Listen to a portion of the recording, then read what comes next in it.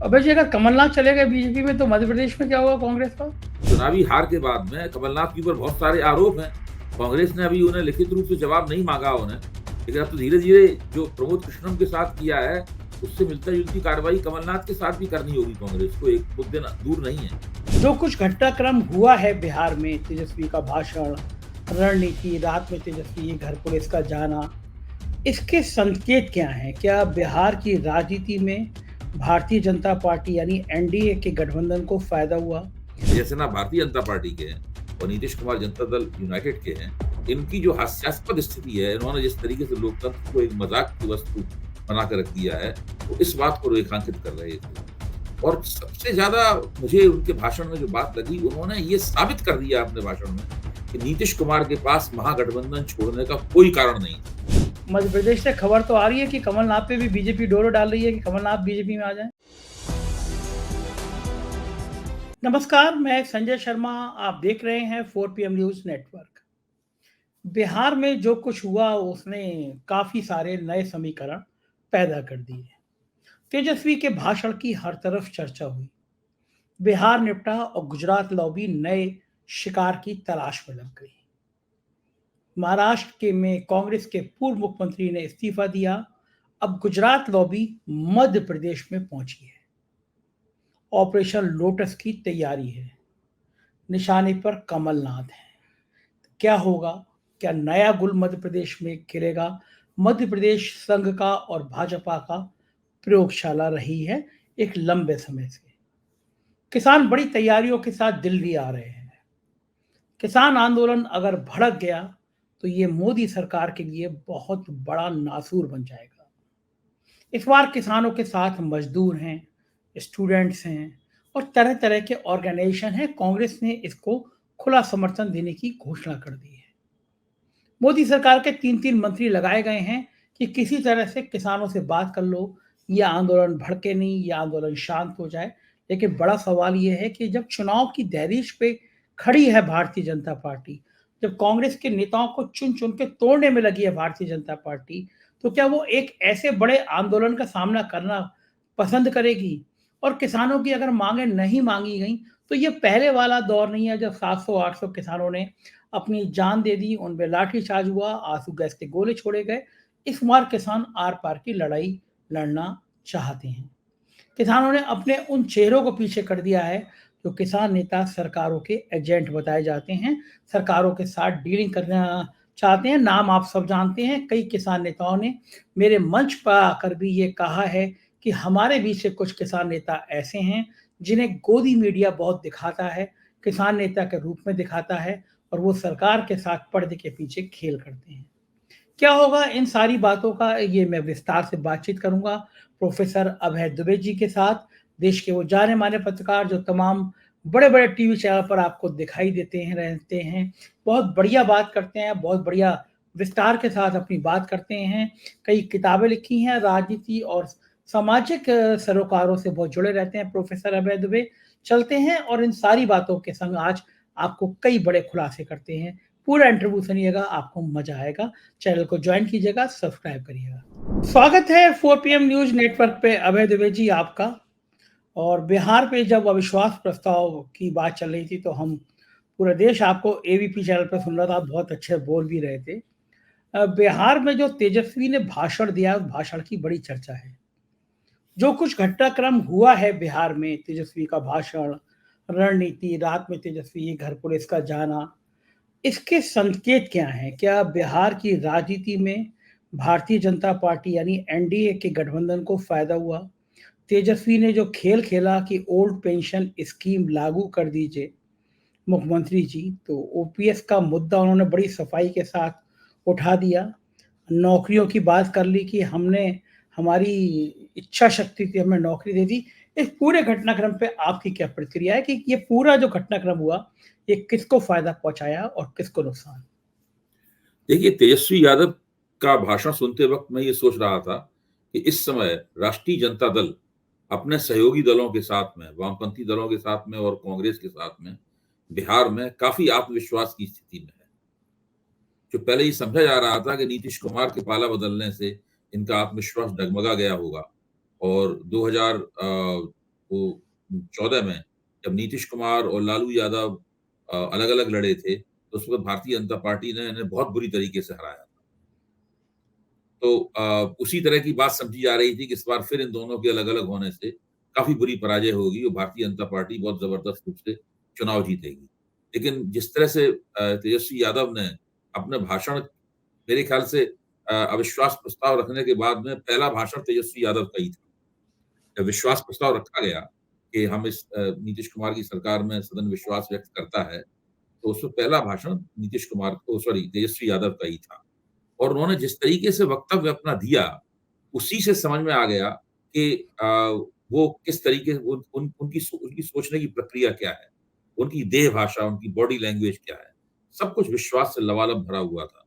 वो आक्रामक भी नहीं थे और लेकिन वो अपनी बात को इस तरीके से पेश कर रहे, वो जैसे एक अतिशय आक्रामकता होती है विरोध करते में, वो वैसी बात नहीं थी। अपने बात को वो बहुत ही अच्छे तरीके से पेश कर रहे थे। मसलन उन्होंने ये बताया, दिखाया पहले कि नीतीश कुमार और विजय सिन्हा ये लोग एक 5 साल के एक कार्यकाल में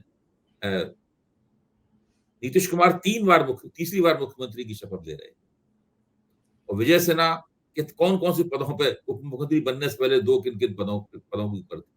मतलब इन लोगों की जो एक हास्यास्पद स्थिति है, विजय सिन्हा भारतीय जनता पार्टी के हैं और नीतीश कुमार जनता दल यूनाइटेड के हैं।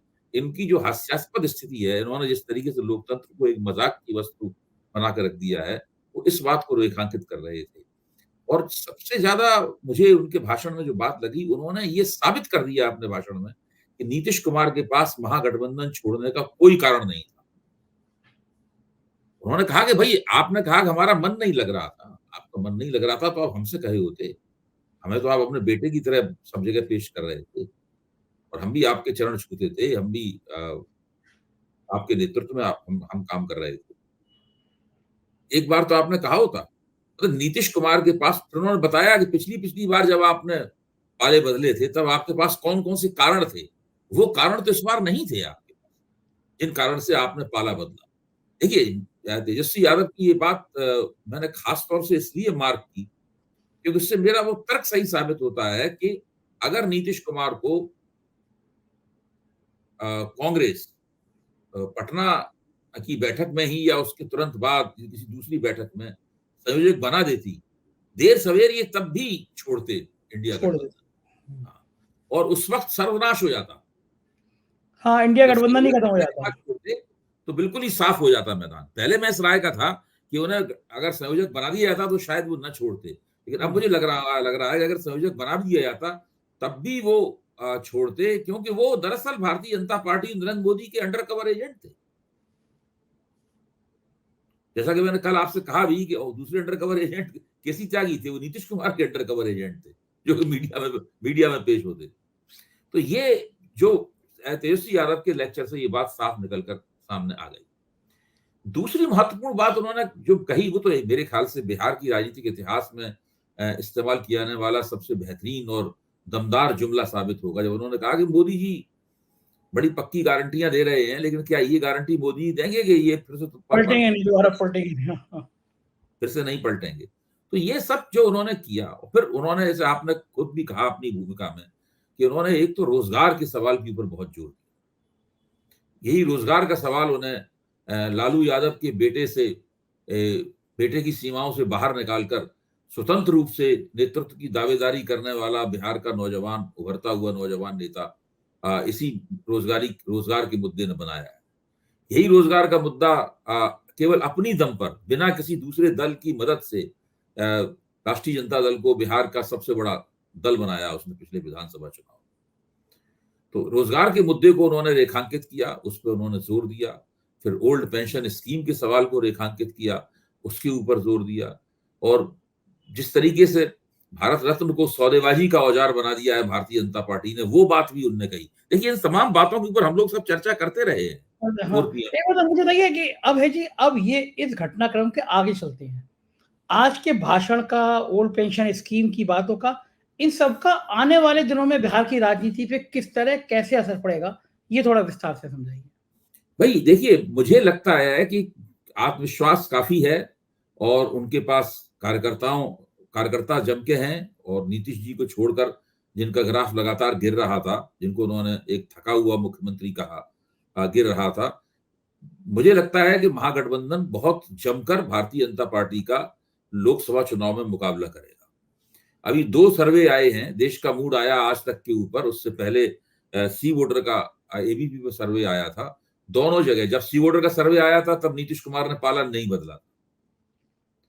अब जब यहाँ पे आया तो नीतीश कुमार पाला बदल चुके थे। तो उस हालत में भी ये आज तक का सर्वे वही दिखाता है जो कि एबीपी पे आया था, कि महागठबंधन अभी भी भारतीय जनता पार्टी से आगे है बिहार। ये सब करने के बावजूद भी महागठबंधन आगे है। यानी तो जो मुझे लगता है कि भारतीय जनता पार्टी का बिहार में समस्याएं हल नहीं हुई है। यानी जो 39 सीटें मिली थी इस बार, वो उस सीटों में कमी नहीं, आएगी। 39 सीटें तो नहीं मिलेंगी। उसका मैंने कल भी इस बात को बताने की कोशिश की थी कि 39 सीटें जिस परिस्थिति में मिली थी वो परिस्थिति अब है नहीं। 39 सीटें तब मिली थी जबकि एनडीए में एनडीए में केवल 3 दल थे। एक रामविलास पासवान की लोक जनशक्ति पार्टी, नीतीश कुमार का जनता दल एकीकृत, और भारतीय जनता पार्टी, 3 दल थे। तो उन लोगों ने 3 हिस्सों में बांट लिया था। तो अब आज ऐसी स्थिति नहीं है। आज 3 दल तो ये है, लोक जनशक्ति पार्टी 2 हिस्सों में बट गई है। उपेंद्र कुशवाहा का दल है, जितेंद्र राम मांझी का दल है, मुकेश सहनी का दल है। तो 4 दल तो वो हैं, और 6 दल हैं इस वक्त, और सीटों का बंटवारा होगा, और 6 दलों में आपस में कोई विश्वास नहीं है किसी तरह का। भाई वहीं पे तो तेजस्वी ने जितेंद्र मांझी के ऊपर भी कटाक्ष किया था कि भाई इन्हें दवा खिलाइए, और अच्छी चीजें बगल में कमरा लेके रहिए और इन्हें अच्छी दवा खिलाइए।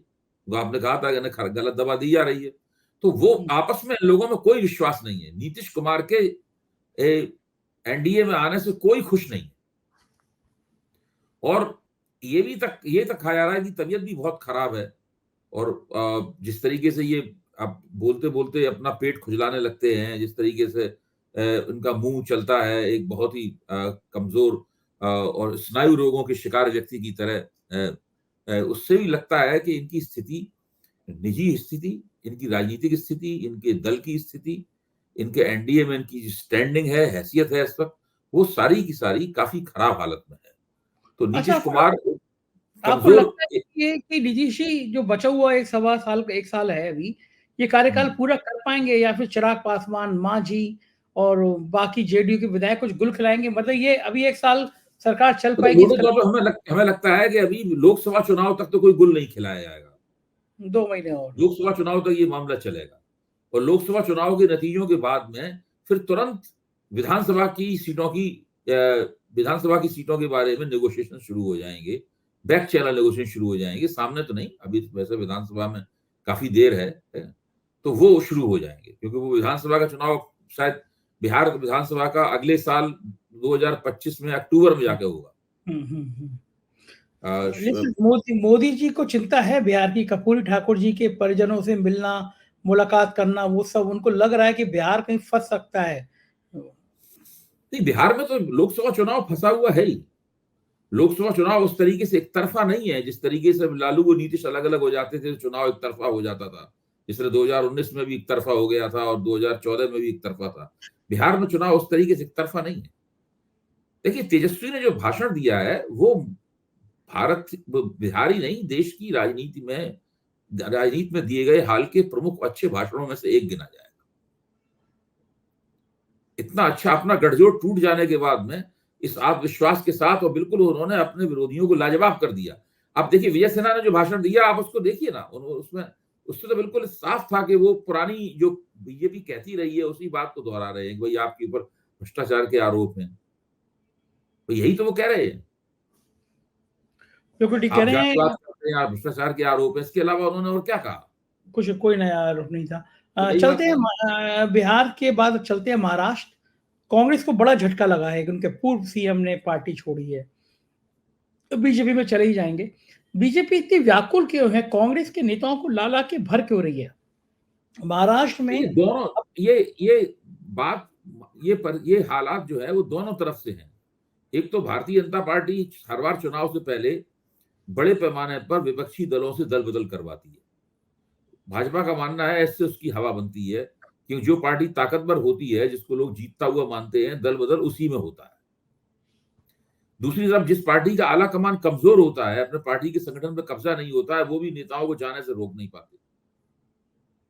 तो मल्लिकार्जुन खड़गे के अध्यक्ष बनने के बाद मुझे लगा था व्यक्तिगत रूप से कि कांग्रेस की सांगठनिक हालत ठीक होगी। लेकिन जैसे ही इन्होंने 3 विधानसभाओं के चुनाव हारे, उसके बाद से कांग्रेस में कुछ भी ठीक नहीं चल रहा है। भाई कांग्रेस को पहले से पता था कि अशोक चौहान पार्टी छोड़ सकते हैं, और अशोक चौहान के अकेले व्यक्ति नहीं है, जो पार्टी छोड़ेंगे तो अकेला व्यक्ति के तौर पर पार्टी नहीं छोड़ेंगे। उनका एक बहुत बड़ा प्रभाव क्षेत्र है अशोक चौहान का, और उस प्रभाव क्षेत्र में वो बहुत सारे लोगों को, बहुत सारे मतदाताओं को अपने साथ लेकर जाएंगे, भारतीय जनता पार्टी। अभी उन्होंने इसकी औपचारिक घोषणा नहीं की है। आप देखिए, उनकी पत्नी कांग्रेस से विधायक हैं, उनका बेटा कांग्रेस की तरफ, कांग्रेस के युवा कांग्रेस का अध्यक्ष है। खुद उनकी बहुत बड़ी हैसियत है, उनके पिताजी शंकरराव चौहान के जमाने से उनकी हैसियत है। वो खुद भी मंत्री रह चुके हैं, एक बार मुख्यमंत्री रह चुके हैं, उनके पिताजी भी मुख्यमंत्री रह चुके थे। तो वो अशोक चौहान का जाना महाराष्ट्र कांग्रेस के लिए एक बहुत बड़ा झटका है, मैं ये मानता हूँ। और महाराष्ट्र कांग्रेस को चाहिए था कि अशोक चौहान को किसी तरीके से रोकते। अशोक चौहान दरअसल जो कांग्रेस के वहां के अध्यक्ष हैं इस वक्त, नाना पटोले, उनके कामकाज की शैली से भी काफी नाराज थे, और उन्होंने कई बार आला कमान को उसकी शिकायत भी की थी। लेकिन जैसा कि आला कमान, कांग्रेस का आला कमान है आजकल, कि वो कोई भी उससे कुछ कहता रहे, वो अपनी धुन में चलता रहता है। वो लोगों की शिकायतों पर ध्यान नहीं देता, उन शिकायतों का निपटारा नहीं होता। कोई अर्जी लेके जाता है तो मल्लिकार्जुन खड़गे को देता है, तो मल्लिकार्जुन खड़गे उसे केसी वेणुगोपाल के नाम मार्क कर देते हैं उस अर्जी, और फिर वो अर्जी वहां चली जाती है। फिर उसका अता पता नहीं चलता कि उस अर्जी पे क्या एक्शन लिया गया, क्या कार्रवाई की गई, कुछ पता नहीं चलता। जिन संगठनों में इस तरह की स्थिति हो जाती है, वहां से सत्ताधारी दल को दल बदल कराना सबसे ज्यादा आसान लगता है। आप देखते हैं कि आम आदमी पार्टी से कांग्रेस में कोई दल बदल नहीं होता।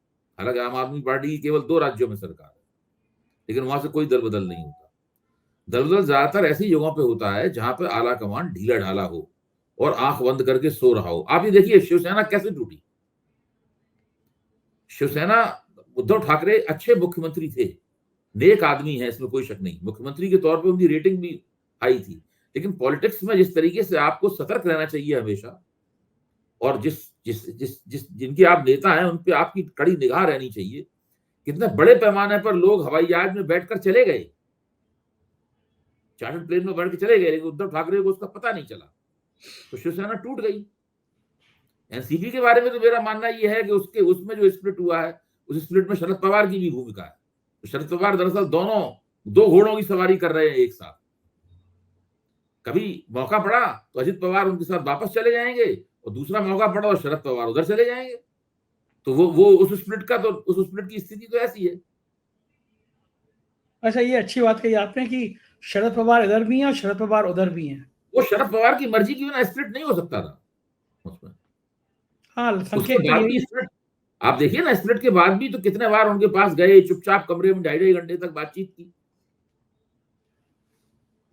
हाँ, ये बात तो ठीक है कि शरद शरद पवार पवार, गौतम अदानी के साथ में 3 घंटे तक बातचीत कर चुके हैं, खुफिया बातचीत, जिसका आज तक पता नहीं चला कि उन्होंने क्या बातचीत की। हाँ, अडानी के संबंध तो बहुत अच्छे हैं और शरद पवार। अदानी को जब अदानी संकट में थे, तो उस वक्त उनको बचाने में शरद पवार के बयान ने बहुत बड़ी भूमिका का निर्वाह किया था। सारा माहौल बदल दिया था एक बार सारा एक माहौल झटके बदल में। दिया था। तो वो तो शरद पवार की राजनीति बहुत रहस्यमय है। और अब देखिए, अब हमें और आप जैसे लोगों को इस बात के लिए सतर्क हो जाना चाहिए कि हम जिस व्यक्ति का फेस वैल्यू पर बयान सुनकर अपनी समीक्षा कर रहे हैं, ये मान के कि भाई वो इस तरफ है या उस तरफ है, कुछ पता नहीं है कि वो आज हम कुछ कह रहे हैं और कल उस तरफ चला जाए। इस बीच में कई बार ऐसा हो चुका है। हाँ, यानी नेताओं की विश्वसनीयता बहुत कम हो गई है समाज में। बहुत ऊपर, माननीय ना कि के बराबर। भाई देखिए, आप सोच रहे हैं कि ये आदमी डॉक्टर लोहिया का नाम ले रहा है, ये चरण सिंह जी का नाम ले रहा है, नरेंद्र देव का नाम ले रहा है, मदलुमय का नाम ले रहा है, जयप्रकाश नारायण का नाम ले रहा है, और कल फिर पता चला वो कह रहा है कि नीतीश कुमार को विश्वास मत मिल गया तो ये लोकतंत्र की सबसे बड़ी जीत है। सही बात है। परिवर्तन कब किसका दिल कहाँ चला जाए कुछ कह नहीं और सकते। अभी देखिए पूरे फरवरी के महीने में जितने दिन बचे हैं और 15 मार्च तक या मार्च के उस थोड़े दिन बाद तक भी, 15 मार्च के बाद भी इस तरह की तब्दीलियां होती रहेंगी। हर नए दिन नए नेता का नाम आता है कि वो पाला बदलने के लिए तैयार बैठा हुआ है। और फिर अभी तक मीडिया में जिन लोगों का नाम आया है वो दरअसल पाला उन्होंने बदल ही लिया है। हाँ, जयंत ने कह ही दिया कि हम एनडीए में जयंत ने जा कह रहे हैं दिया और कमलनाथ का बेटा निश्चित रूप से बीजेपी में जाएगा। कमलनाथ, वरना कमलनाथ नहीं गए तो कमलनाथ का बेटा जाएगा। और मध्य प्रदेश से खबर तो आ रही है कि बीजेपी, जो चौहान जी, मध्य प्रदेश से खबर तो आ रही है कि कमलनाथ पे भी बीजेपी डोरो डाल रही है कि कमलनाथ बीजेपी में आ जाए। बिल्कुल बिल्कुल। अच्छा, कांग्रेस भी गजब कर रही है। उनके प्रवक्ता हैं आलोक शर्मा, एक दिन मेरे संग ही इंटरव्यू में उन्होंने कमलनाथ के बारे में वो बात कही जो समाज में है, जो मध्य जी, प्रदेश के गली मोहल्ले में है। कांग्रेस ने हम्म। उल्टा आलोक शर्मा को नोटिस पकड़ा दिया कि आप कमलनाथ के लिए क्यों कह रहे हैं। कमलनाथ ने नहीं, मध्य आप प्रदेश इसी से अंदाजा लगाइए, जब आलोक जी ने ये बात कही होगी तो वो सोच के ही कहा होगा। मैं उनके साथ मेरे ख्याल से 50 कार्यक्रम कर चुका हूँ टीवी के ऊपर, और वो बहुत जिम्मेदार प्रवक्ता हैं और बहुत अच्छे तरीके से कांग्रेस का पक्ष रखते रहे हैं। अब आजकल उस नोटिस के बाद में उनको कांग्रेस फील्ड नहीं कर रही है प्रवक्ता हाँ, के रूप में, उन्हें दिखाई नहीं पड़ रहे हैं मंचों पे, तो कांग्रेस का नुकसान है ये। हाँ, बहुत अच्छे, बहुत सीजन टाइप के प्रवक्ता है, हाँ, बहुत और अच्छा बोलते हैं। कमलनाथ तो जाने के लिए तैयार बैठे हैं, देर सवेर की बात है। देखिए वो बिजनेसमैन है, उनके बहुत सी फाइलें होंगी जो इधर उधर कांग्रेस के पास होंगी, वो भाजपा के पास होंगी। उनके बहुत सारे बिजनेस इंटरेस्ट हैं जो कि चक्कर में फंस सकते हैं। कोई कुछ नहीं कह सकता क्या होगा इस वक्त। और देखिए जब कोई पार्टी अपना विस्तार करती है, सत्ताधारी पार्टी विस्तार करती है, तब वो बड़े पैमाने पर दल बदल की तकनीक अपनाती है। कांग्रेस भी अपने जमाने में अपनाती थी। वो रिपब्लिकन पार्टी को तोड़ दिया था कांग्रेस ने, कम्युनिस्ट पार्टी के बड़े बड़े नेताओं को अपनी ओर खींच लिया था कांग्रेस ने, तमाम दलित नेताओं को अपनी ओर खींच लिया था। तो कांग्रेस भी ये सब काम करती थी। कांग्रेस का तरीका दूसरा था। उस वक्त भारत की राजनीति अलग तरह की थी, मीडिया का साइज भी इतना नहीं था, किसी बात पे इतना हंगामा भी नहीं था। भाई भजनलाल तो पूरी पूरी सरकार के साथ कांग्रेस में शामिल हो गए थे। उस दल हाँ, बदल का नाम ही भजनलाल रख दिया। कहा गया था कि आप लोग ये नहीं कहा कहेंगे कि दल बदल हुआ, लोग ये कहा करेंगे भजनलाल हो गया। बड़े लालू है, हाँ। हाँ, तो ये इस तरह की पूरी स्थिति थी। तो मैं कहना ये चाहता हूं कि भारतीय जनता पार्टी 10 साल से अपना विस्तार लगातार कर रही है और वो प्रक्रिया रुकी नहीं है, क्योंकि देश के अभी कई इलाके ऐसे हैं जहां उसके पास कार्यकर्ता नहीं है, जहां उसके पास जमीनी राजनीतिक शक्तियां नहीं है। तो वहां वो दूसरी क्षेत्रीय पार्टियों को तोड़ेगी, अपने साथ मिलाएगी और कांग्रेस के लोगों को अपनी ओर खींचेगी। तो दल बदल की इंजीनियरिंग करना भारतीय जनता पार्टी की तरफ, मुझे लगता है कि स्थायी डिपार्टमेंट है उसके अंदर कहीं कोई, जो निरंतर ये कार्रवाई करता रहता है। अभी तो चुनाव की वजह से हो रहा है, जब चुनाव नहीं होता है तब भी दल बदल करवाती है भारतीय जनता पार्टी लगातार। हाँ, विपक्ष को ये दरअसल कमजोर करके पार्टी अपना, हाँ। अपने आप को अपना विस्तार करने की प्रक्रिया में है। वो अभी पूरे देश की पार्टी नहीं बनी है, दक्षिण भारत की पार्टी है नहीं वो। दक्षिण भारत में कई जगहों पर ये भारतीय जनता पार्टी दल बदल कभी और करवाएगी। अबे जी, अगर कमलनाथ चले गए बीजेपी में तो मध्य प्रदेश में क्या होगा कांग्रेस का? कमलनाथ बीजेपी में चले गए तो मध्य प्रदेश में अभी भी कमलनाथ को तो एक तरह से हाशिए में कर ही दिया है। जीतू पटवारी के हाथ में नेतृत्व दे दिया गया है वहां पर। तो अभी तो चुनावी हार के बाद में कमलनाथ के ऊपर बहुत सारे आरोप हैं। कांग्रेस ने अभी उन्हें लिखित रूप से जवाब नहीं मांगा उन्हें, लेकिन अब तो धीरे धीरे जो प्रमोद कृष्णम के साथ किया है उससे मिलता जुलती कार्रवाई कमलनाथ के साथ भी करनी होगी कांग्रेस को, एक दिन दूर नहीं है। उससे पहले ही कमलनाथ निकल लेंगे बीजेपी में, जब तक ये कार्रवाई करे उससे पहले टाटा बाय बाय। मेरे ख्याल से अभी तक सेटिंग पूरी हो गई होगी। अब जिस तरह भारतीय जनता पार्टी ने नीतीश कुमार को एक तर्क प्रदान किया कि आप क्यों छोड़ के आ जाएं, या जयंत चौधरी को एक तर्क प्रदान किया भारत रत्न की वजह से आप क्यों छोड़ के आ जाएं, उसी तरीके से एक दिन तक कमलनाथ को भाजपा कोई तर्क प्रदान करेगी। दूसरे भाजपा को कमलनाथ अभी नहीं लग रहा होगा कमलनाथ के आ जाने से उसको क्या लाभ है। वह तो सत्ताधारी पार्टी है और मध्य प्रदेश भाजपा का सबसे पुराना गढ़ है। अभी प्रधानमंत्री गए भी गुजरात अभी भी गढ़ नहीं बना था तब मध्य प्रदेश गढ़ था। 2 दिन दिल्ली पहले फिर प्रधानमंत्री ने जाके भी अभी 2 दिन पहले फिर घोषणाएं बहुत करी है वहां पे। नहीं, वो तो प्रधानमंत्री ने की है, जब नरेंद्र मोदी दूर-दूर तक कहीं नहीं थे, तब भी मध्य प्रदेश भाजपा का गढ़ था। दिल्ली जनसंघ, पूर्व जनसंघ और भारतीय जनता पार्टी की राजनीति केवल 2 ही जगहों पे थोड़ी बहुत पनपती थी। दिल्ली में पनपती थी, तब दिल्ली नगरपालिका नहीं थी, तब दिल्ली महानगरपालिका थी और उसके महापौर हुआ करते थे, मुख्य कार्यकारी अधिकारी हुआ करते थे विजय कुमार मल्होत्रा, वो जीतते थे चुनाव, हैं? या केदारनाथ साहनी, ये सब लोग दिल्ली में भाजपा के जनसंघ के नेता हुआ करते थे। और मध्य प्रदेश और कुछ-कुछ राजस्थान में उसकी पकड़ थी, भैरों सिंह शेखावत के ज़रिए। बाकी तो जनसंघ और कहीं कुछ था नहीं ऐसा कुछ। उत्तर प्रदेश में काफ़ी कमज़ोर स्थिति थी। कल्याण सिंह थे, लोधी राजपूतों में कुछ पकड़ थी, कुछ जो जो शहर में दुकानदार भाई होते हैं, वो लोग जनसंघ के समर्थक थे। लेकिन इन जगहों पे भाजपा की जनसंघ की अच्छी पकड़ थी। तो आज भारतीय जनता पार्टी बहुत बड़ी पार्टी बन चुकी है और कई राज्यों में उसका प्रभुत्व है, वर्चस्व बन गया है तकरीबन। कई राज्यों में तो कभी वो चुनाव हारती ही नहीं है। धीरे-धीरे उत्तर प्रदेश और गुजरात ऐसे ही राज्य बनते जा रहे हैं। तो मध्य प्रदेश में कमलनाथ को लेने से उसको क्या फ़ायदा है, ये उसको अभी भाजपा को शायद सोचना। कमलनाथ नहीं गए हैं तो अभी भाजपा ने हरी झंडी नहीं दी होगी उन्हें अपने यहाँ आने के लिए, वरना अभी तक चले गए होते। यानी गुजरात लॉबी एक्टिव होगी, कोई ना कोई तरकीब ढूँढ रही होगी गुजरात लॉबी बैठ के कि हाँ, क्या बिल्कुल। फार्मूला निकाला जाए। बिल्कुल। इधर अभय जी, दिल्ली में किसान आ रहे हैं, इस आंदोलन को कैसे निपटेगी सरकार, क्या लगता है आपको? अभी इस वक़्त चंडीगढ़ में चल रही है वार्ता, अभी भी इस वक़्त भी। अभी 10 मिनट पहले तक की खबर थी कि चंडीगढ़ में 3 केंद्रीय मंत्री, जिनमें पीयूष गोयल भी शामिल हैं, वो किसान नेताओं से और मजदूर नेताओं से बातचीत कर रहे हैं। अब देखिए उस बातचीत का क्या परिणाम निकलता है। सरकार ने बड़ी ज़बरदस्त नाकेबंदी कर दी है कि किसान किसी भी तरीके से दिल्ली में ना घुस पाएँ, और वो बड़ी ऐतिहासिक किस्म की नाकेबंदी है, साथ-साथ में बातचीत भी चल रही है। तो सरकार काफ़ी सासत में है इस वक़्त। ये एक ऐसा क्षण है इसमें सरकार अपनी तमाम राजनीतिक प्रबंधन की कामयाबियों के बावजूद काफ़ी सासत में महसूस कर रही है, क्योंकि किसान अगर आंदोलन पर टिके रहे और उनको ये लोग नहीं मना पाए या उनके अंदर फूट नहीं पड़वा पाए, तो आंदोलन होगा। और जहाँ पे उन्होंने नाका लगाया है, अगर नाका पार नहीं कर पाए तो नाके के पार वो लगा देंगे, अपनी धुनी रमा लेंगे। और उन्होंने तैयारी तो पूरी कर ही ली है, 6 महीने का आंदोलन करने का पूरा इंतजाम उनके पास है। राशन जमा कर दिया गया है ट्रकों में, और ये कोई भूमिहीन किसान मजदूरों का आंदोलन थोड़ी ना है। ये तो उन किसानों का आंदोलन है जो कि छोटे, मझोले और अमीर किसान हैं। छोटे किसान भी हैं, मझोले किसान भी हैं और बड़े खुशहाल किसान भी हैं। इनका सबका मिला-जुला आंदोलन है। अब मजदूर भी इसके साथ जुड़ गए हैं। देर नहीं है कि छात्र संगठन भी इसके साथ जुड़ना शुरू हो जाएँगे। कांग्रेस ने कह ही दिया है कि हम इसके पीछे खड़े हुए हैं इस आंदोलन के, हम आगे नहीं आएँगे, लेकिन हमारा पूरा समर्थन इसके साथ है। तो फिर और जनता में किसानों के आंदोलन के प्रति हमदर्दी होती है। ये पिछली बार जो 1 साल की नाकेबंदी उन्होंने की थी, उससे स्पष्ट हो गया था।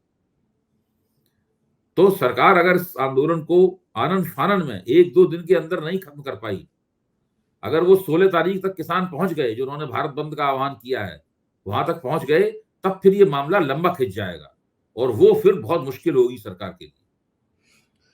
कुछ किसान नेता तो इस बार टिकैत साहब से भी थोड़े सावधान हैं। उनको लगता है कि टिकैत साहब सरकार की तरफ थोड़े झुक जाते हैं, आंदोलन खत्म हाँ, पड़ पुराने जाता नेता है। कोई है भी नहीं, टिकैत बंधु भी नहीं है, चढ़ूनी भी नहीं है, उग्रहा भी नहीं है, पुराने नेता कोई है भी नहीं। सब नेताओं, हुँ, जिन नेताओं के नाम आ रहे हैं, वो नेता भी बिल्कुल नए हैं सारे के सारे। हुँ। तो ये आंदोलन लंबा चल सकता है इस वजह से। ऐसा ये भी अंदाजा लगाइए कि किसानों के अंदर नेतृत्व की कमी नहीं है। हाँ, अगर कोई नए-नए कोई हाँ, नेतृत्व की कमी नहीं। आप देखिए नए नेताओं ने इतना पूरा गोलबंदी कर ली, और ये गोलबंदी उसी अंदाज में हुई है, इस अंदाज में पहले 1 साल भर पहले हुई थी, 2 साल पहले हुई थी गोलबंदी। उसी अंदाज में गोलबंदी हुई है। डिप्टी कह मुझे पूर्वानुमान नहीं था कि किसान लोग इतनी बड़ी गोलबंदी करके, यानी बहुत लंबे अरसे, 1 दिन की गोलबंदी नहीं है। इसमें इसका मतलब है कि वो लोग 7-8 महीने से सब कोशिशें चल रही होंगी। मैंने अपने रिपोर्टर क्षितिज को भेजा है लखनऊ से। वो दिल्ली पहुँच जी। के बता रहा है कि किसान बहुत बड़ी संख्या में पूरी तैयारी के साथ आए हैं। बड़ा मूवमेंट हुँ। इस बार हो सकता है, तो सरकार के लिए बड़ी परेशानी हो जाएगी ना अभय जी, क्योंकि चुनाव सिर नहीं, पर नहीं, है। बहुत परेशानी हो जाएगी। देखिए इन सब बातों को देखिए फिर सरकार इस वक़्त चुनाव लड़ने की मूड में है, भाजपा चुनाव लड़ने की मूड में है। सारी तैयारी, सारी जो जो मानव संसाधन है पार्टी के, सारा धन, सारी मशीनरी है, वो चुनाव लड़ने में लगानी है उसे। अब ऐसे वक़्त में अगर इतना बड़ा आंदोलन हो रहा होगा, तो बहुत तरह की दुविधाएँ होंगी। ये जिसको आप कहते हैं ना एक इरिटेंट मतलब ये सरकार इसको लेके बहुत खिसिया जाएगी, ये सब क्या हो रहा है? बिल्कुल और ठीक ऐसे बात में है। सरकारी मशीनरी अपना संतुलन भी खो सकती है। हाँ, बिल्कुल ठीक बात है और ये देश के हालात हैं। बहुत-बहुत शुक्रिया अभय जी, जी। विस्तार से ये सारी बातें करने के लिए। Thank you. तो ये थे प्रोफ़ेसर अभय दुबे जो आपको बता रहे थे, विस्तार के साथ बता रहे थे कि राजनीति क्या है। अगर ऑपरेशन कमलनाथ कामयाब हो गया तो मध्य प्रदेश में राजनीति की एक नई गाथा, नई चीज़ें लिखी जाएँगी और कांग्रेस के लिए एक बड़ा झटका होगा। क्या होगा राजनीति में ये कहना मुश्किल है, लेकिन ये बात सही है कि अगले 2 महीने राजनीति में कई नई चीज़ें देखने को मिलेंगी। हम आपको बताते रहेंगे, देखते रहिए 4 पीएम न्यूज़ नेटवर्क। शुक्रिया, थैंक यू।